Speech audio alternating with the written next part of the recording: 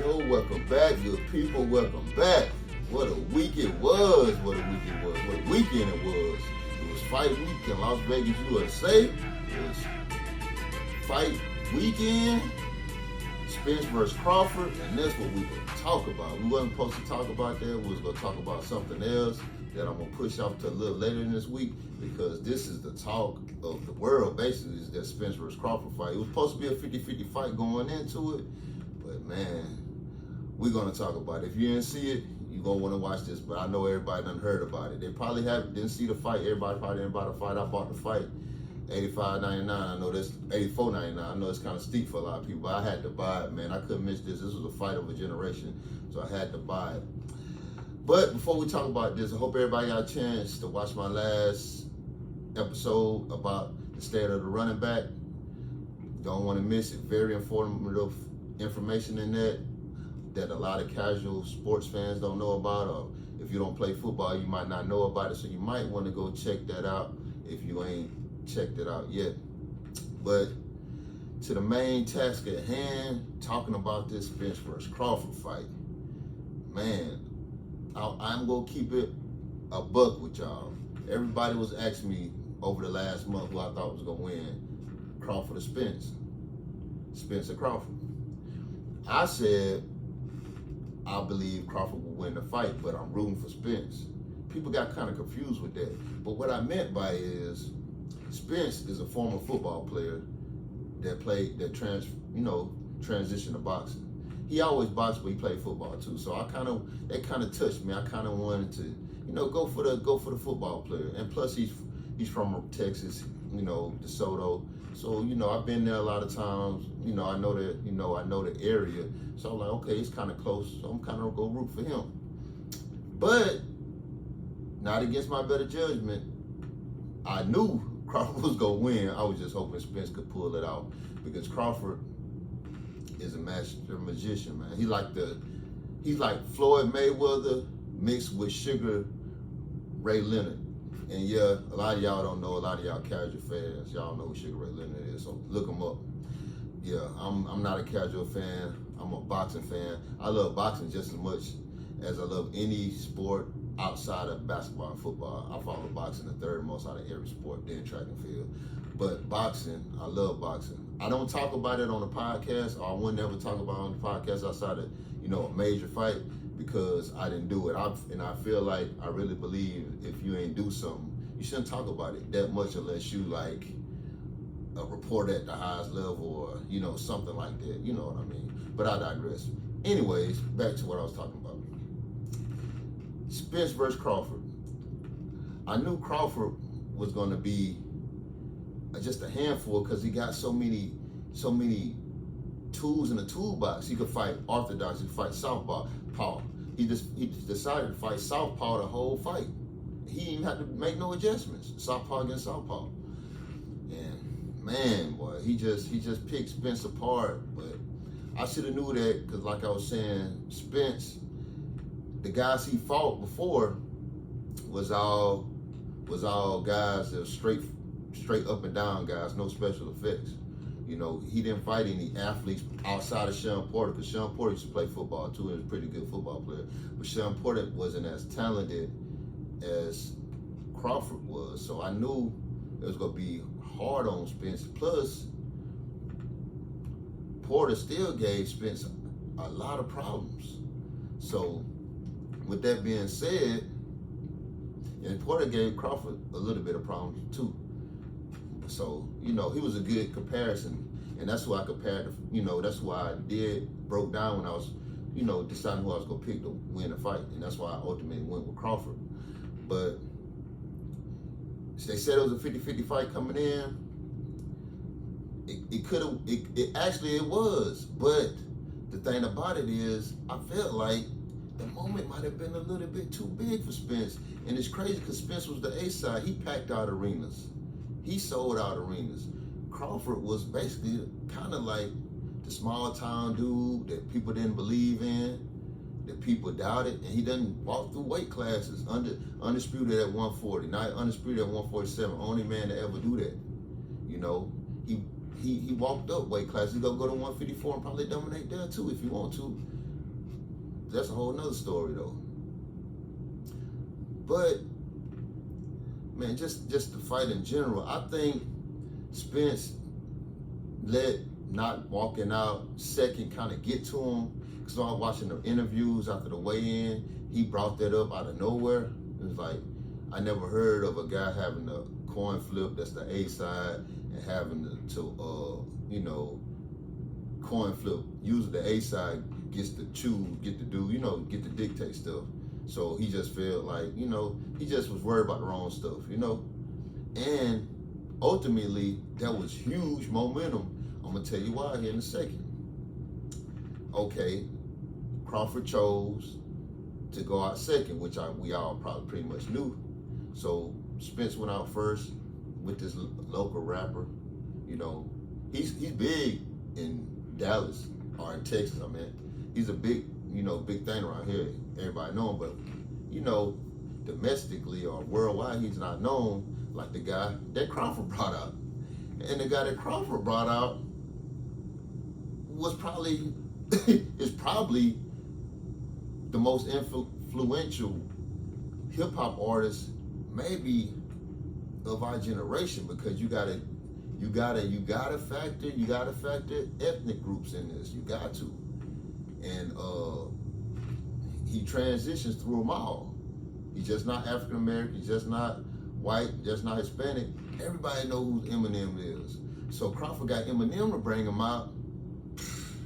When that happened, when I heard that beat drop, I was like, this boy got Eminem. It's over with. It's over with. And I know Spence, that y'all don't understand when it comes to boxing, all this little stuff matter. You fight somebody. So it's gotta be, you gotta be just laser focused and so many other factors that we're gonna talk about here in a second. But anyways, Eminem brought him out. When he brought him out, Crawford had the net. That was just another level right there when he had that net. I was like, oh my goodness, he mean business. So he got to the ring. Man, Spence, when you look at Spence looked like he was just out of there, man. Some people think Spence was high. I was like, I don't think Spence would get high for the biggest fight of his life. But he's just underestimating, but I just can't see him doing that. But man, when I think about it, and no offense to these guys, man, because I'm friends with a lot of Texas, Dallas guys, but a lot of them do that, man. A lot of them underestimate and overlook, and do that. That's part of their thing. They overlook a lot of guys, when it comes to just how they are. Certain cities, certain guys from certain cities act certain ways. That's why I always vibe with the Houston guys usually better than I vibe with the Dallas dudes. I got a couple of Dallas partners, but me and Houston guys are closer to being like Louisiana guys than I feel like than Dallas guys. But that's a whole nother topic. But anyways, I feel like Spence, he overlooked Crawford a little bit. So he got in the ring, man, and when it was time to fight, I looked at both of them eyes. I was like, man, I don't know, man. I don't know. First round went pretty well. Spence probably won the first round. But then after that, it was just a cakewalk. And, for those who saw the fight, saw what happened. All the knockdowns that Crawford had on Spence. And, Spence just didn't have no game plan. All he could do was come forward. And Crawford was just picking him apart. Jabbing him. He was knocking him down with his jab, man. And everybody thought Spence was going to be the stronger fighter coming in. Spence did kind of look drained. Probably stayed at 147 too long. But that's no excuse. You got to make it happen. And that's going to bring me into my next topic at hand. Being comfortable, being uncomfortable. That's going to break me down, bring me into my analyst part of this conversation from my athlete's point of view. Because I never boxed, but I am an athlete. And I know situations. And when Spence went down that first time, I could tell Spence that, he was rattled. He was shook. I could see the spirit, bro. I could see the life go out of him after that first knockdown. And I'm not going to say he never faced adversity because he was in a car wreck. And I feel like that car wreck took some out of Spence. I feel like it took some out of Spence. Kind of confidence-wise, a little bit, even though he came back and had some fights and won. But I still feel like he won the same fight as before the car wreck. You know, a car wreck like that going to take somebody, no matter what. You know, something like that going to take somebody. But like I said, there's no excuses. You know, Crawford been shot in the head. You know, he bounced back from that, even though that was a little bit longer ago than Spence car wreck, but he bounced back from that. But that goes to show you that what I'm about to talk about next is about being comfortable, being uncomfortable. It's big in sports. No matter what the sport is, football, baseball, soccer, tennis, golf, whatever, you gotta be comfortable being uncomfortable.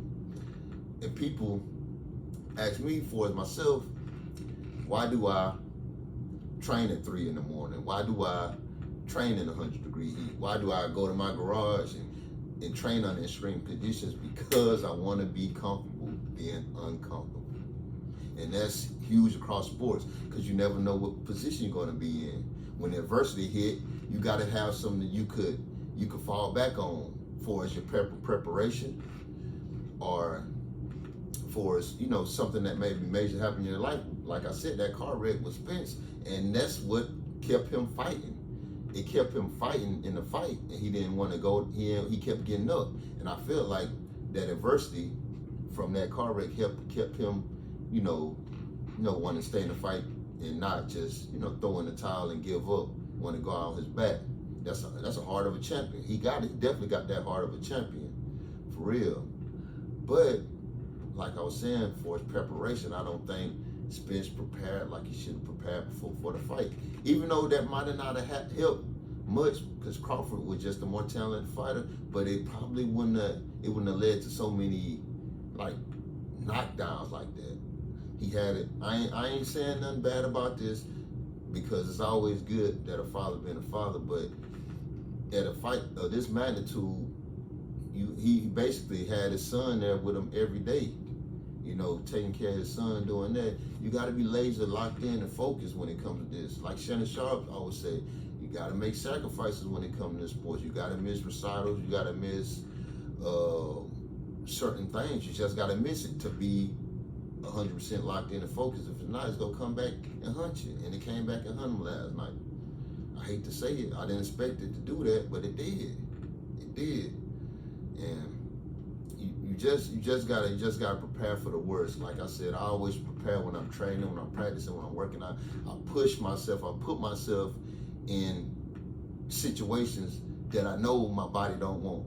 You know, I train with a sweatshirt on in a 100-degree. I do stuff like that to put myself in those situations. So on the field, if I'm going against somebody that's just as good as me, just telling me, just prepared just as much as me, we just go back and forth. It's not gonna be no, I'm gonna be getting my ass trounced. He might catch a ball, I might get a pick. You know what I'm saying? It's gonna go back and forth. It's not gonna be just a one-sided affair, because I prepared for it not to be a one-sided affair. You know, even if he get the best of me and I lose the matchup, it's gonna be close, is what I'm saying. And that's been like that my whole life. I never, in no sports, I never just got overwhelmed, because I prepared not to get overwhelmed. You can't prevent, you can help prevent losing and winning, but you can't control losing and winning all the way. You know, sometimes you lose some, sometimes you win some, and it's fine. But how you lose is important. And how Spence lost, it just didn't look good, man. It's gonna be hard. It's gonna really test his fortitude, how he bounced back. It'll tell you a lot about him, how he bounced back next fight against him. I don't think he should fight Crawford next. I don't think Spence should fight Crawford next. I feel like he should maybe take a tune-up, get his confidence back up. He want to fight Crawford in December. I don't think that's a good idea, even at 154. I think it's gonna be too much for him. Because Crawford looked strong, he looked good. He could go back, he could go up to 154 with no problem, I feel like. And I don't think that's going to help Spence much. It might just help him go to a decision and not get stopped. That's about it. But I feel like he got a lot of stuff he got to go back in the dress and work on. He got a lot of stuff he need to work on. So he might need to take a tune up in December and try to fight. I'll say Crawford probably around this time again next year, I feel like. So I don't know what y'all think about the rematch, but that's how I feel about the rematch. I don't think he should. I feel like he should get a rematch. Everybody want to get back, but I feel like he need to go back and address some things, build his confidence back up before he get that rematch. And for as the trainers, man, people were saying a lot about Derrick James. He's a great trainer. I feel like he's gonna be a Hall of Fame trainer, you know. And they were saying he should have stopped the fight early. I don't think so. Because going back to what I was saying, Spence has been through something. That car wreck, he's done faced adversity. So don't stop the fight. Even though he got beat up real bad, I don't think the fight needs to be stopped. I think he was doing fine. I think he was doing fine for us, like just letting him battle. You know, the ref stoppage was warranted. I felt like he needed to stop the fight then. Before stopping it 1 and 2 rounds earlier, nah. You don't stop it that early. But it was a good stoppage when it was stopped. Stopping it in the 5th and 6th rounds, like a lot of fans were saying, I don't agree with that. And they getting on Derrick James. Derrick James, he know what he doing. He boxed, and he's a Hall of Fame trainer. So, trainer of the year. So he know what he was doing. So y'all back off Derrick James and put some respect on Crawford's trainer, Bo Mack. Bo Mack is a great trainer. He proved that last night. They look at his size, he fatty, out of shape. Hell, he ain't boxing, he training. You don't have to be in shape to train.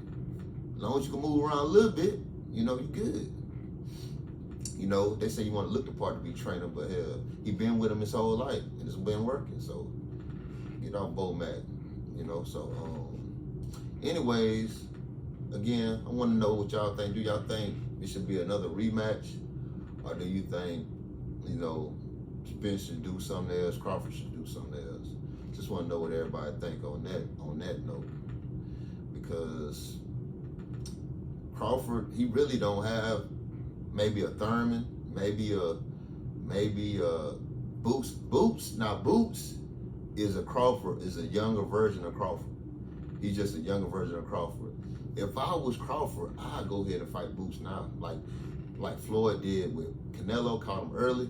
I feel like Crawford should do that with Boots, because you wait around, Crawford, you already 36, even though he don't look it. Crawford look good for about to be 36.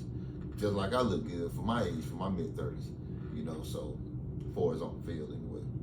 So I don't think that's a problem, but I feel like if we don't catch Boots in the next 2 years, Boots gonna give him hella problems. He already gonna give him problems now, because Boots is just a mirror image of Crawford without the experience. That's the only thing. That's why I say catch him now, you ain't gotta worry about it. But knowing Crawford, he's so competitive, he gonna let Boots get them year or two experience and then go and fight him. That's what I like about Bud. He won't you at your best. He gonna give Spence the rematch and he gonna do it at 154. Watch and see what I tell you. I don't think he'll give it to him in December though. He might, but I don't think Spence should do it in December. But we gonna see how that play out. But yeah, man, it was a great fight card, great fight week, man. Next one, man, I'm gonna have to go down to Vegas and catch it. I'm about to call if they do it again. I'm gonna have to go wherever they at to catch that, man. That it didn't live up to expectations. That's the last thing I want to talk about. It didn't live up to expectations because I thought it would be a back and forth affair. And after the first two rounds, I was like, okay, this is gonna be a good fight. Even though Spence got dropped, I was like, okay, because Spence pretty much handled him in the first round with the jab. Then even the third round, at the beginning, Spence came out fired up, doing what he doing, walking him down, body work. I was like, okay, it's about to be a hell of a fight. After halfway through that third, cakewalk for Crawford. He calculated the data in his head, just picked them apart, man. It just reminded me of Floyd, how he did people. Remind me of Floyd, Sugar Shane Mosley. You know, even though Spence never had that amount of pressure like Floyd did on like Shane Mosley did on Floyd when he almost dropped him. I thought it was going to end up being like that, but it ended up going like that. And, you know, Floyd just walked away with the rest of the fight, the rest of the rounds.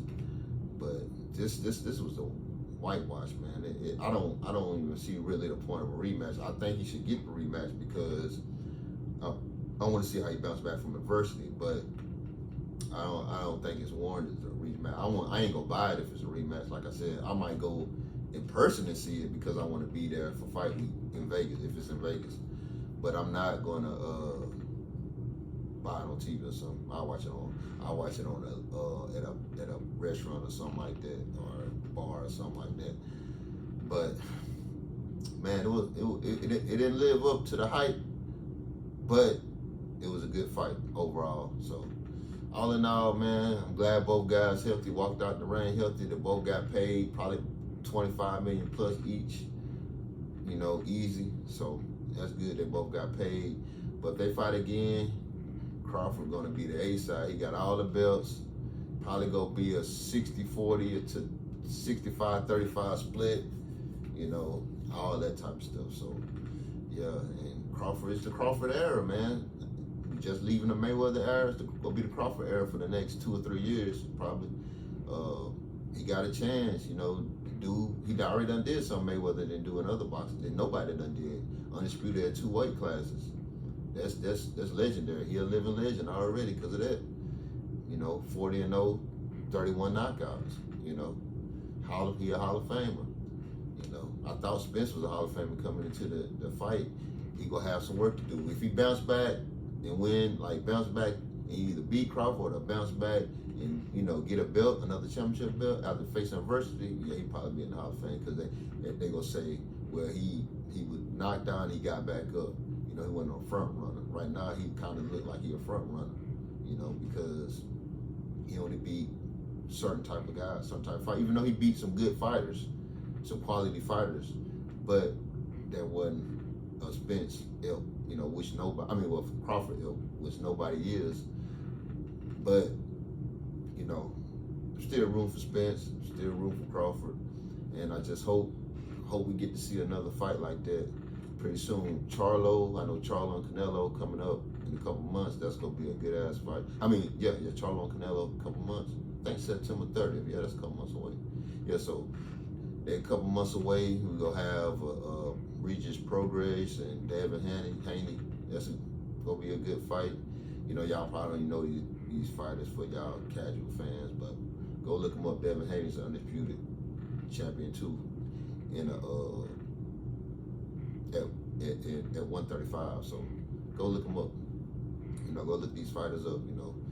So with that being said, you know, that's pretty much it, man. I just wanted to talk about that fight. It was a good fight, man. I just thought we was gonna get a trilogy. I thought it was gonna be a war, man. It didn't live up to what it's supposed to live up to for as Spence on Spence side. Crawford did everything he was supposed to do, but man, and it looked for like a second. Crawford eased up off the gas, man. It was like trying to let Spence survive, but he was like, man, I'm gonna go ahead and get him motherfucker out of here. He got him out of there because he like he was trying to carry him for a couple of rounds to make it, you know, just to please the fans, let it go a little bit farther. But it was a masterclass, man. He put on the show. So with that being said, next video gonna come probably in a couple days, so be on the lookout for that. Like, subscribe, you know, comment, tell me what you think. Do y'all think it should be a rematch with this fight, Crawford versus Spence? Or you think Spence should do something else? Do y'all think Crawford should retire? We ain't talk about that. Because what else Crawford got to do? He done did everything. Or should he go up in 154 and try to fight Charlo or try to fight Boots before, you know, he leave 147? What y'all think? Y'all let me know.